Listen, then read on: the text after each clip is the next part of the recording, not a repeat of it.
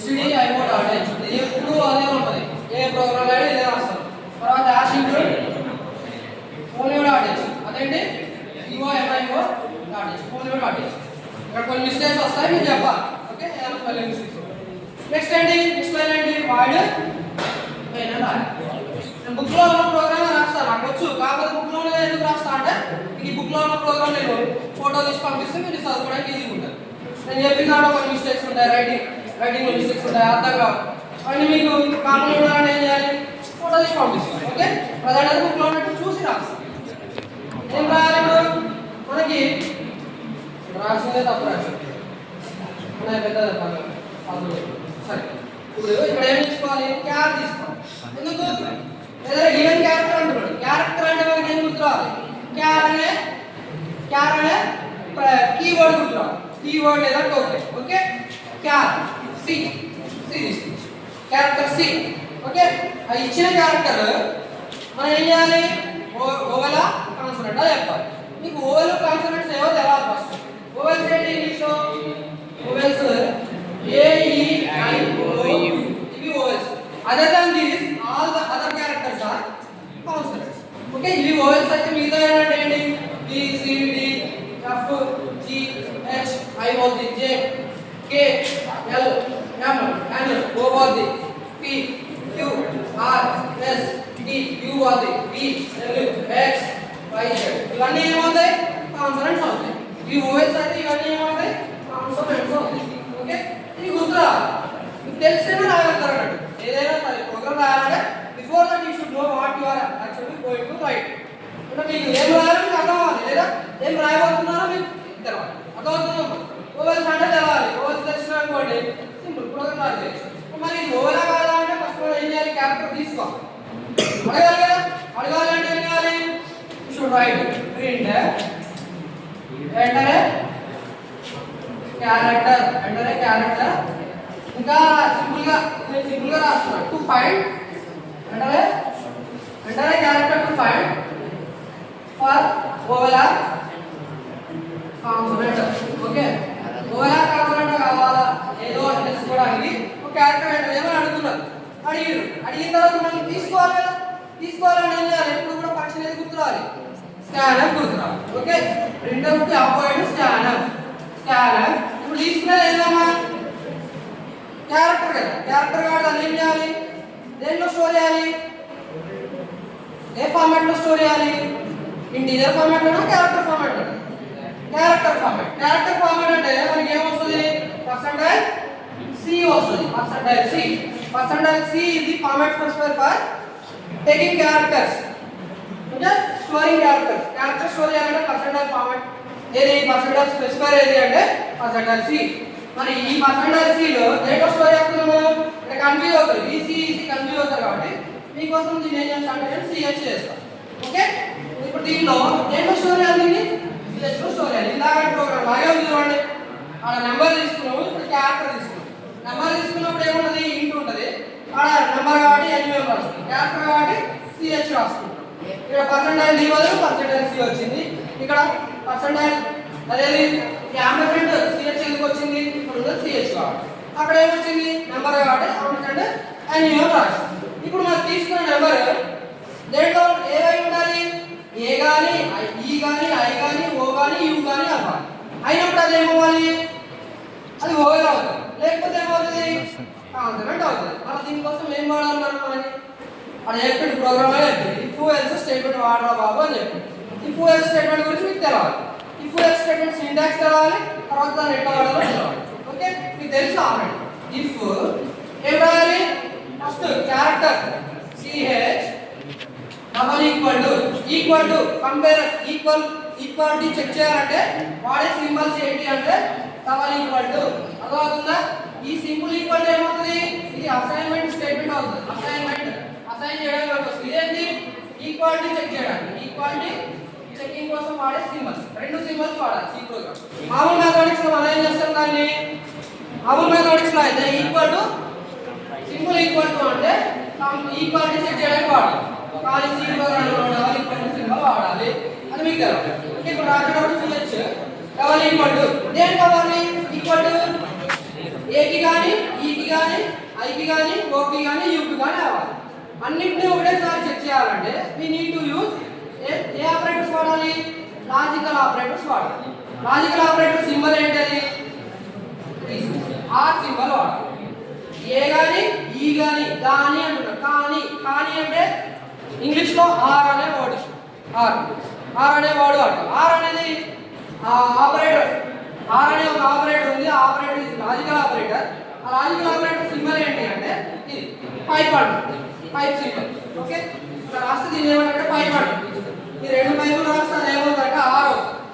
ఆ ఆర్ కోసం ఇక్కడ ఏం చేయాలి? సిహెచ్ ఈక్వల్ టు ఫస్ట్ ఒకటి రాయాలి. రాసిన తర్వాత ఏ ఫస్ట్ క్యారెక్టర్ ఏ క్యారెక్టర్ కాబట్టి దీన్ని యాజ్ గా రాయకూడదు. ఏం చేయాలండి? సింగిల్ కోర్స్ లో రాయాలి. సింగిల్ కోర్స్ లో రాయాలి. రాసిన తర్వాత ఒకటి అయిపోయింది. ఇది కాదు కానీ అని చెప్తున్నా. కానీ అంటే ఏం చేయాలి? సింబల్స్ ఇది వాడాలి. ఓకే, ఈ సింబల్ రాయాలి. సింబల్ రాసిన తర్వాత మళ్ళీ ఇంకోటి రాయాలంటే ఈ కోసం ఏం రాయాలి? సేమ్ యాజ్ ఇట్ గా సిహెచ్ ఈక్వల్ టు ఈ ఇది రాయాలి. మళ్ళీ ఏం చేయాలి? ఇంకోటి రాయాలంటే ఇంకో దానికోసం ఏం చేయాలి? మళ్ళీ స్పేస్ ఇచ్చి ఇట్లా రాయాలి. ఇక్కడ కన్ఫ్యూజన్ వస్తుంది. ఇది ఒకటి ఇట్లా కన్ఫ్యూజ్ అవుతుంది కాబట్టి కన్ఫ్యూజన్ పోవాలి అంటే ఇట్లా రాసేయాలి. పెరాన్సిస్ లో రాయాలి. ఓకే, దీన్ని ఇది ఒకటి. నెక్స్ట్ దాన్ని ఇది ఒకటి. ఇంకోటి రాయాలంటే సింబల్ పెట్టాలి. ఇది ఆర్ సింబల్ పెట్టాలి. మళ్ళీ ఏం రాయాలి? సిహెచ్ డబల్ ఈక్వల్ టు ఈ అయిపోయింది. ఇంకోటి ఏంటమ్మా? ఏ ఈ అయిపోయింది. ఏ ఈ. నెక్స్ట్ దాన్ని ఐ రాయాలంటే మళ్ళీ సింగిల్ కోట్ ఐ అయిపోయింది. ఇది మొత్తం ఒకటిగా ట్రీట్ చేయాలి అంటే పెరాన్సిస్ లో రాయాలి. ఇట్లా రాస్తే ఏమవుతుంది? ఎక్స్ప్రెషన్ ఎవాల్యుయేషన్ లో ప్రయారిటీ వేటికి ఇస్తారు అంటే ఫస్ట్ వీటికి ఇస్తారు. ఈ పెరాన్సిస్ లో ఉన్న వాడికి మీకు ఆపరేటర్ ప్రెసిడెన్స్ ఒక క్వశ్చన్ వచ్చింది ఫస్ట్ మిడ్ లో. ఈ క్వశ్చన్ వచ్చినప్పుడు ఇదే రాయమని అడిగారు. ఎక్స్ప్రెషన్ ఎవాల్యుయేషన్ చేసినప్పుడు ఏ ప్రయారిటీ ప్రకారం ఆపరేటర్స్ ఎవాల్యుయేట్ అవుతాయి లేదా ఆపరేటర్స్ ఉన్న ఎక్స్ప్రెషన్ ఎవాల్యుయేట్ అవుతుంది క్వశ్చన్ అడిగాడు. అందుకని నేను ఇక్కడ ఇట్లా రాస్తున్నాను. ఇట్లా రాస్తే ఫస్ట్ ఇవాల్యుయేట్ అవుతుంది, తర్వాత ఇది ఎవాల్యుయేట్ అవుతుంది, తర్వాత ఇది ఎవాల్యుయేట్ అవుతుంది. ఇవన్నీ ఎవాల్యుయేట్ అయినట్టు ఏమవుతాయి? ఆర్ ఈ ఆర్ ఇవి ఎవాల్యుయేట్ అవుతాయి. అర్థమవుతుందా? చూడండి, ఇది అయిపోయింది. ఐ అయిపోయింది. నెక్స్ట్ ఏం చేయాలి? మళ్ళీ పైప్ సింబల్ ఆర్ సింబల్ రాసిన మళ్ళీ ఏంటి? ఇంకోటి ఉంది కదా, ఈ అయిపోయింది. ఐ కూడా అయిపోయింది. నెక్స్ట్ ఏంటి?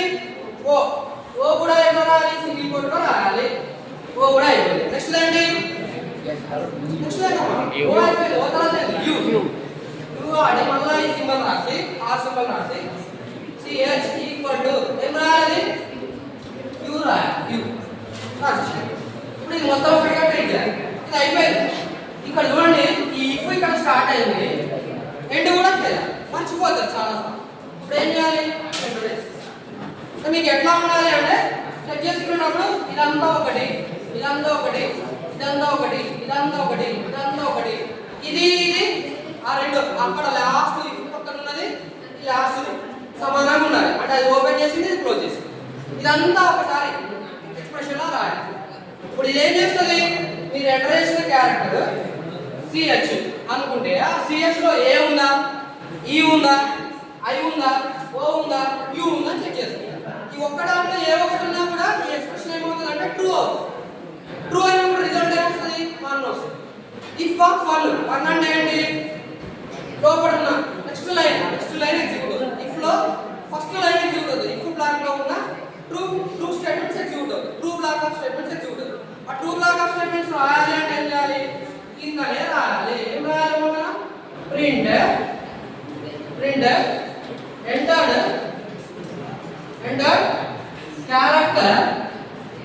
క్యారెక్టర్ ఈజ్ ఏంటది? మరి ఏంటి? ఎంటర్ చేసిన క్యారెక్టర్స్ ఏ అయినా, ఈ అయినా, ఐ అయినా, ఓ అయినా, యు అయినా అదేంటి? ఓవెల్. అదే రాయాలి. క్యారెక్టర్ ఈజ్ ఓవెల్ అని రాయాలి. అయిపోయింది. Open close. ఇది ఓపెన్ చేసినా ఇక్కడ క్లోజ్ చేసినా ఇవంతా కూడా డబుల్ కోట్స్ లో రాయాలి. డబుల్ కోట్స్ లో రాస్తే ఏమొస్తుంది? యాజిగా ప్రింట్ అవుతుంది. ఇది if block. If evaluation true అయింది కాబట్టి ఏమొచ్చింది మనకి? ఈ లైన్ ప్రింట్ అయింది. ఒకవేళ ఇది కాకపోతే ఏం చేయాలి? అది కాకపోతే ఏం చేయాలి? ఫాల్స్ బ్లాక్ రాయాలి. ఫాల్స్ బ్లాక్ ఎలా రాయాలి? ఇందాక రాసినట్టే చేయాలి ఎల్స్ రాయాలి ఎల్స్ రాసి ఎల్స్ కింద ఏం రాయాలి printer entered character is consonant అంతే కాన్సోనెంట్ NANT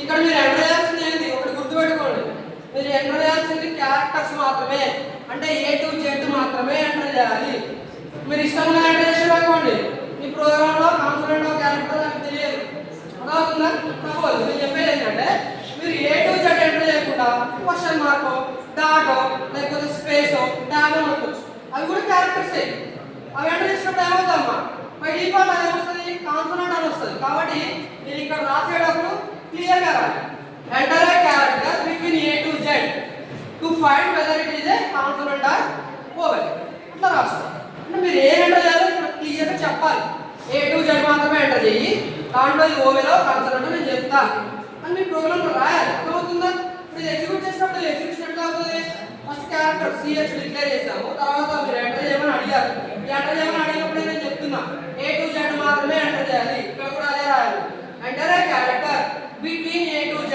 ఇక్కడ రాయాలి అంటే ఇలా రాయలేదు ఇప్పుడు రాసుకోండి between A to Z to find for vowel consonant vowel consonant ఏ దాంట్లో A to Z లోపల మాత్రం ఎంటర్ చేసిన వాటిలో అంతే ఓకే సో ఎంటర్ చేసిన ఏమైపోతుంది CH లో ఆ వచ్చిన CH ఇక్కడ స్టోరేజ్ సపోజ్ మీరు CH ఏమి ఇచ్చారు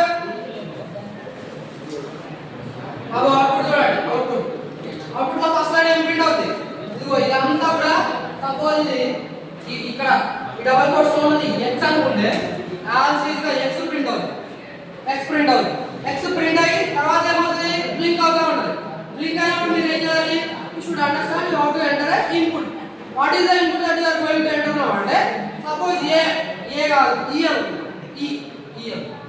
ఈ ఎంటర్ చేశారు దేంట్లో పోతుంది CH లో పోతుంది CH ఈక్వల్ టు ఈ మీరు ఎంటర్ చేసిన CH ఏంటంటే ఈ ఇప్పుడు ఇదికి వస్తుంది చెక్ చేసుకుంటాం CH ఫస్ట్ ఏముంది CH ఏముంటుంది మీరు ఎంటర్ చేసింది ఈ ఈక్వల్ టు ఏ కాదు ఓకే ఆరు ఇట్లా రాసుకోవాలి ఆరు తర్వాత ఏంటి CH ఈక్వల్ టు ఏముంది మళ్ళా CH అంటే ఏంటి